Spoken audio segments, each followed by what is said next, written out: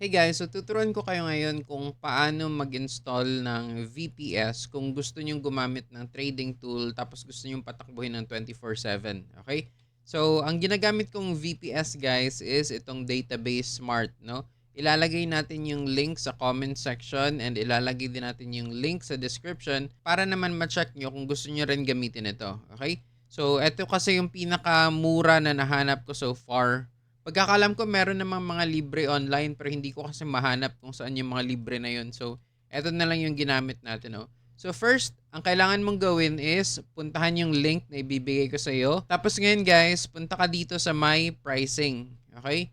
Hanapin mo ngayon itong dito, VPS Hosting. Okay, click mo ito. Tapos, punta ka ngayon dito sa baba. Make sure mo na ang pipiliin mo is Windows Desktop VPS. Huwag itong Windows Server VPS guys. Iba ito. Okay, dito tayo. So, Windows Desktop VPS. Now, ang pinili ko dito guys is yung pinakamura. Okay? $4 kung 1 year yung kukunin mo. Okay? Pero kung gusto mong masubukan lang muna to test kung talaga bang effective ang VPS na to, dito ka muna sa $6.29, no? Just to test the waters. Kung effective, then maybe mag-purchase ka ng mas matagal, no? Mas makakamura ka kasi dito sa 24 months. Pero kung gusto mong subukan lang muna, dito ka sa $6, no? So itong 629, ito lang yung kanyang specs, no? 4 gig RAM, 2 CPUs, 60 gig SSD, and 100 Mbps. Kung tutuusin, medyo mabagal ito guys. Isipin mo na lang, 2 CPU cores lang, okay? Parang Core i2 lang siya kumbaga. Pero kasi guys, yung MT5 and yung trading tools natin, hindi naman gano'ng kabigat yun. So, for me, okay na sa akin ito kasi MT5 lang naman yung i-install natin. Hindi naman tayo doon magbabrowse, hindi naman tayo doon mag-check ng mga trades natin, no? Ira-run lang natin yung trade natin. And of course, sa own computer na natin or sa own cellphones na tayo magmo-monitor. Kaya kahit mahina or kahit mabagal, for me, okay na ito, no? Pero kung gusto mo ng mas mabilis, no? Dito ka. Ayan, dito sa mga yan. Okay? Ikaw nang bahala kung saan dyan yung pipiliin mo. But for me, sapat na sa akin ito. Okay? Now, kapag nakapili ka na, ang kailangan mo na lang gawin is i-click mo yung order now. Once nandito ka na sa order now, i-review mo ngayon yung mga details dito. Yung operating system, ano ba yung gagamitin natin? Make sure na yung pipiliin mo is yung Windows 11. Okay, Windows 11 Pro. Tapos yung server name, ikaw na yung bahala kung ano yung gusto mong server name dito. Pwede mong i-change yung kanyang pangalan. Okay? Tapos yung credentials, by default, administrator ang nakalagay dito. Tapos maglagay ka ng own password mo. Okay? Huwag mong kakalimutan kung ano man yung ilalagay mong password dito. Okay? Kapag natapos mo nang ma-fill upan lahat yan, proceed ka na ngayon dito sa checkout. Alright? So once nakapag-checkout ka na, may lalabas na ngayon yan dito sa iyo na katulad ng ganito. Okay? Ibig sabihin, ito na yung server name na meron ako. Okay? Pinangalanan kong Zentrol. Ito na ngayon yung IP address na ibinigay nila sa akin. Tatabunan ko lang ito guys for privacy purposes. Okay? Tapos niyan, may makikita kayo dito sa baba na manage, no? Click nyo lang ito dito, tapos lalabas na ngayon yung inyong information. Okay? May lalabas dito sa baba na access port. Tatabunan din natin yan kasi ito yung magiging access ko sa aking VPS, no? Nandito rin yung IP address na ibinigay sa atin, so gagamitin din natin yan. Tatabunan ko rin yan. Now, para magamit nyo ngayon itong inyong server, punta kayo dito guys sa guidance. Okay, click nyo itong guidance. Ayan. Tapos meron dito how to connect to a Windows VPS server. Okay, click nyo yan. Tapos may lalabas ngayon dito guys na instructions. Okay, para magamit mo siya, kailangan mo siyang i-connect sa iyong own computer. Sabi dito, i-search mo yung remote desktop connection. So ibig sabihin, click natin yung start button, tapos i-type natin remote desktop connection. Lalabas na ngayon ito guys. Okay, remote desktop connection. Ang sabi dito sa instruction, una is ilagay natin yung IP address na binigay nila sa atin, no? Saan yung IP address? Makikita yan dito sa overview, no? Kopyahin niyo yung IP address nyo. Okay, kopyahin natin. Tapos ilagay doon sa Windows. Ayan. Tapos, ang sabi dito, kopyahin nyo rin yung access port. Okay?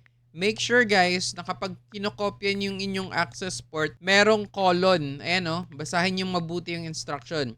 Yung IP nyo, okay, maglagay kayo ng colon, tapos i-paste nyo yung port, access port na binigay sa inyo. Once nagawa nyo na yan, just click connect. Okay?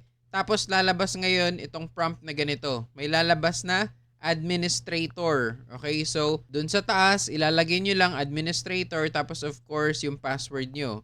And then sundan nyo lang yung mga instructions dito. According dito, may mga kailangan ka pang i-check na boxes, no?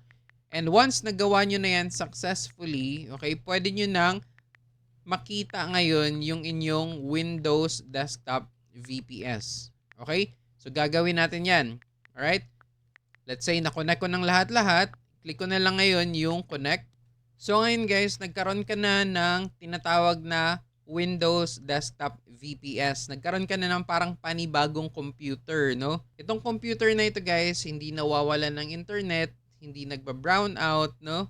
Always naka-turn on 24/7. Kaya mangyayari ngayon guys, dito ka ngayon mag-i-install ng iyong MT5 trading platform, no? Ginagamit ko kasi is Xness. So, para gawin yun, no? Mag-search ka sa internet. Tapos ngayon, i-download mo na yung gusto mong trading platform. Okay, in my case kasi Xness talaga yung ginagamit ko guys, no?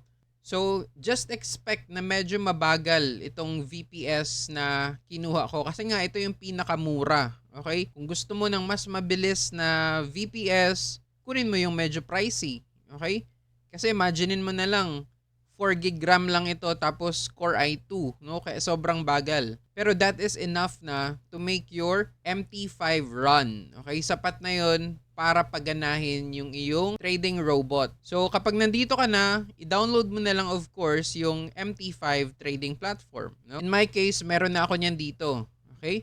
So ang ginagawa ko niyan, ino-open ko yung aking MT5, ayan. Tapos dito ko na ngayon in-install yung ating Central Carrot. So ang mangyayari niyan, kapag nagbukas yung market, automatic magbubukas din ito and magte-trade din ito. Kahit man patayin ko yung physical computer ko dito sa Pilipinas, etong virtual VPS or virtual desktop VPS, hindi siya mata-turn off, no? Gagana pa rin siya 24/7. Now, let's say na-install nyo ng lahat, nalagyan nyo na ng MT5, nalagyan nyo na ng Central Carrot, no? Huwag nyong ito-turn off, guys, okay? Kasi kapag pinatay nyo ito, of course, mamamatay din yung virtual computer nyo. So, hayaan nyo lang siya na naka-turn on always. I-hover nyo yung mouse nyo dito sa pinakataas, tapos lalabas ito, no? Okay? Tatabunan lang natin yung IP address na nakalagay dyan sa taas. Tapos, it's up to you na kung gusto mong i-close, kung gusto mong i-restore, or kung gusto mong i-minimize, no? It's up to you na. This is how you exit. Okay, wag yung turn off. Right? Let's say, exit tayo. Close lang natin. Ayan. And we are now back. No?